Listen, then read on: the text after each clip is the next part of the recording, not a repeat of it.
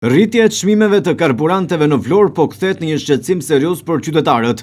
Aktualisht 1 litër nafte tregtohet me rreth 214 lekë në pikat e karburantit, ndërsa nafta e cilësisë më të lartë arrin deri në 219 lekë për litër. Edhe benzina paraqitet me çmime të larta, duke variuar nga 199 lekë deri 209 lekë për litër. Ndërkohë gazi për automjete shitet me 64 lekë për litër, duke mbetur alternativa më ekonomike për disa drejtues mjetesh. Kjo situatë ka ardhur në një kohë kur tregjet ndërkombëtare po përballen me luantje të forta për shkak të tensioneve dhe konflikteve në lindjen e mesme.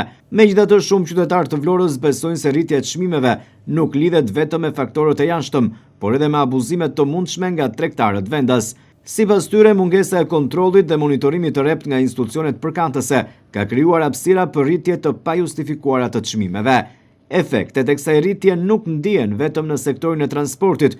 Qytetarët theksojnë se çmimet e larta të karburanteve kanë sjellë një zinxhir rritjesh të produkteve të tjera bazë. Ushqimet e shportës, frutat dhe perimet kanë pësuar gjithashtu shtrenjtim, duke rënduar më tej buxhetin familjar. Për shumë familje, përballimi i kostos jetesës po bëhet gjithnjë më i vështirë. Unë nuk s'kam nevojë as makinë asgjë.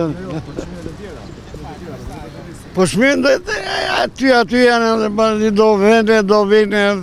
Janë shtrenjtuar? Janë ngritur. Ku e dini rënë? Ushqimore, zarzavat, komplet janë shtuar. Janë rritur dhe do rritën akoma. Jo, janë rritur, po jam që si ngre dot.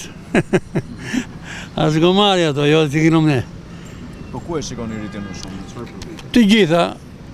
Të gjitha. Jo nafta që vjen ndaj, po edhe domatet që bën baç ai i ndjer me rritje. Sa shkon rritja?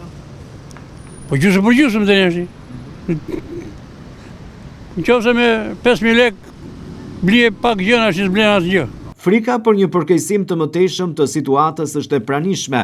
Shumë prej qytetarëve druajnë se nëse çmimet vazhdojnë të rriten me këtë ritëm, do të jetë e pamundur të përballojnë shpenzimet bazmujore. Kjo ka krijuar edhe një klim ankthi, sidomos për shtresat me të ardhura më të ulta. Qytetarët kërkojnë ndërhyrje të menjëhershme nga qeveria dhe institucionet.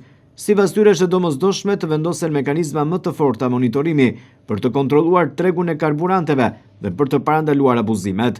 Ata sugjerojnë gjithashtu rritjen e transparencës në përcaktimin e çmimeve dhe ndëshkimin e çdo shkeljeje që cënon interesin e konsumatorit. Rritja e çmimeve të karburanteve në Vlorë nuk është thjesht një çështje e sektorit të karburanteve, por një problem me ndikim më të gjerë në jetën e përditshme të qytetarëve. Pa ndërhyrje konkrete dhe masa të mirë koordinuara, kjo situatë rrezikon të përkeqësohet më tej në kushtet sociale dhe ekonomike të vetë qytetarëve.